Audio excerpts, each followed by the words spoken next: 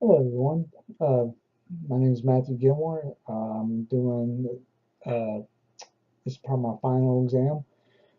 I have to talk about something or someone that has contributed to history of computing, and it goes based off the year that you were born.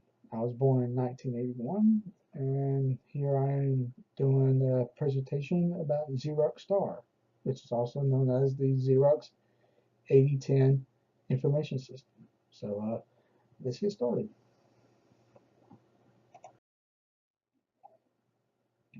There's the picture of what I found so far. Um, it was developed in 1981 by Xerox Palo Alto Research Center. Uh, it was also the first business style computer that implemented uh, graphical user interface (GUI). Um, a little bit about this computer. Uh, Most of this computer that research I found is kind of cut and dry. Not really much information about it. It was more for office setting applications, businesses, enterprises. Not really much into a home personal use computer. Uh, Xerox put a lot of time, money, uh, in the development and the architecting infrastructure for this computer. Uh, it was also known as a dandelion. Pretty interesting. I never found that out. Let's move on to the next slide. This slide, I'm not going to get really much into it. I mean, you can pretty much look at it, read it. I am going to just touch some areas. I'm going to do my best at this. Uh, for example, the CPU, which is the AMD AM2900, it's no CPU like we use today. Actually, this type of CPU, I actually had to look it up. Um, just uh, just playing around. It's more of a transistor. It used a series of transistors. Uh, and those transistors use a TTL, which is known as transistor to transistor logic. Uh, I'm not really getting much into that topic. Uh, this It gets very confusing. I mean, you as viewers, if you want, you can look more into it. It's one of those topics that is kind of like either you know it or you don't. Um, Moving on, I'm want to touch a little bit about memory capacity. Uh, I never heard of KIB nor MIB. Actually, I looked that up. KIB stands for, bear with me, K by bit.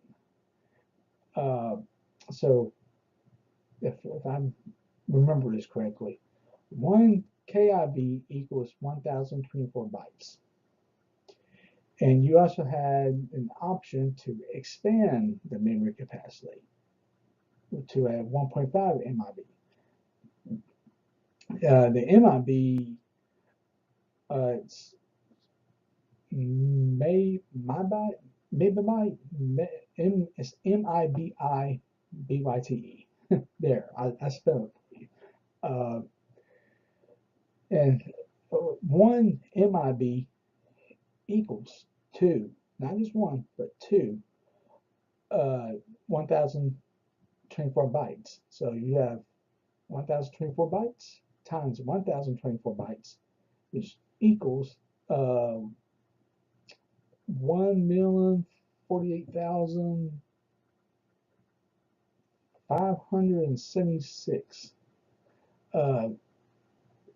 uh, bytes. Um, That's pretty impressive for 1981.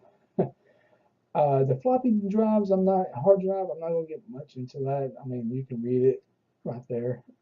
Same thing for display monitor. Not gonna get much uh, into that either.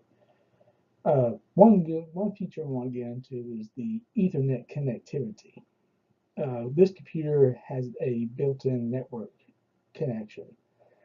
Uh, like I said earlier in the previous slide, this computer was built more for business applications and purposes. So this computer did a lot of more of like your file sharing, emailing, uh, printer printing. Um, oh, you can pretty much just go on the internet and look up.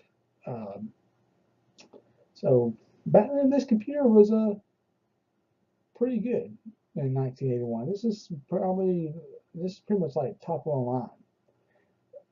Uh, Another feature I want to get into is the word star. I know the Xerox star, but star itself. Uh, Star is the software that was developed to run this type of computer. Uh, it was headed by David Little, no, not Little, Lytle, David Lytle, I believe it was. My bad, excuse me. Um, some reason it was very compatible with other software instead of the ASC2 text. It really didn't give much detail why it didn't get compatible with that. Um,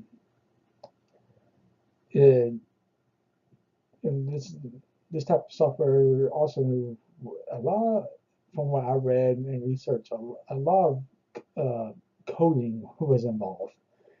A lot of different personnel, developers, have put a lot of time and money into developing it and writing the codes for it. Uh, so pretty interesting.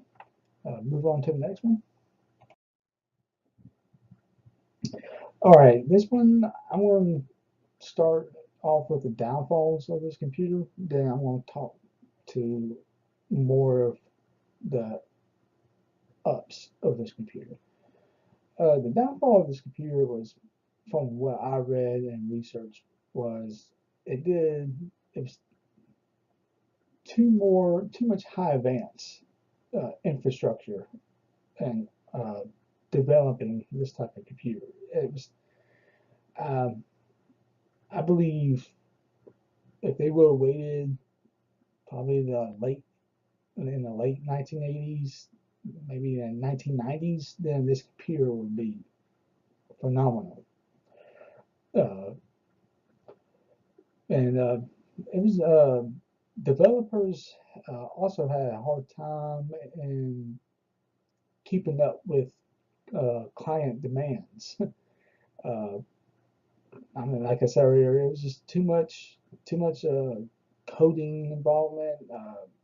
They ran into issues with hardware and software compatible uh, to keep up with uh, the demands from customers, clients. Uh, so yeah, I mean, most of my research and what I read, it was a good computer, but it was just too much technological infrastructure being put into it. So that's pretty much it with downfall. I'm gonna just touch on the uh, the good parts about this computer. Um, with that being said, I couldn't find really much competition out there during this time of era for the Xerox Star. Uh, it was pretty much top of the line in the market. Uh, However, it was a gateway. for other computer companies. Even Xerox went back to the drawing board.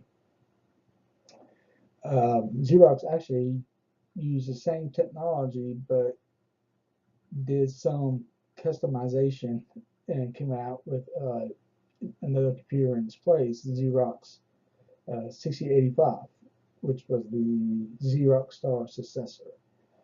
Um, I didn't get really much information about that computer, but it's out there. Um, as I mentioned before, a lot of companies actually uh, use the platform of Xerox Star to design their own computer systems, such as Atari Atari gaming console. They use the Xerox platform.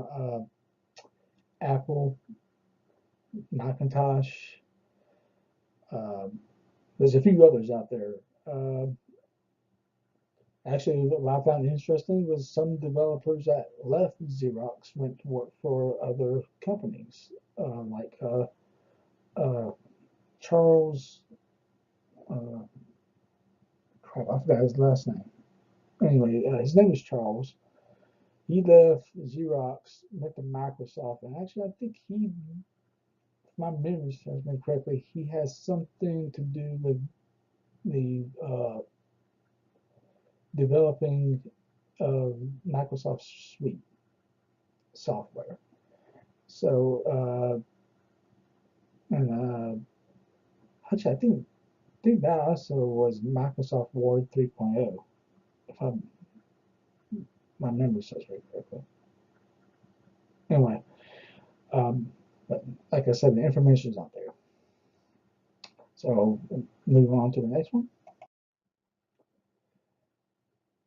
Okay, this one, I kind of just want to list my sources so that viewers, if you want to, you're interested, there they are. You can go on there, read it about yourself. Um,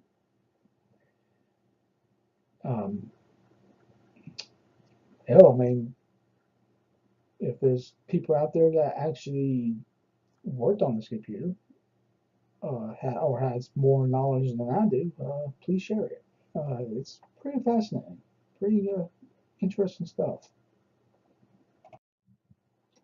And this is my last one. Just want to say thank you for viewing. Had a good time in this course, and good luck for future. Have a good night.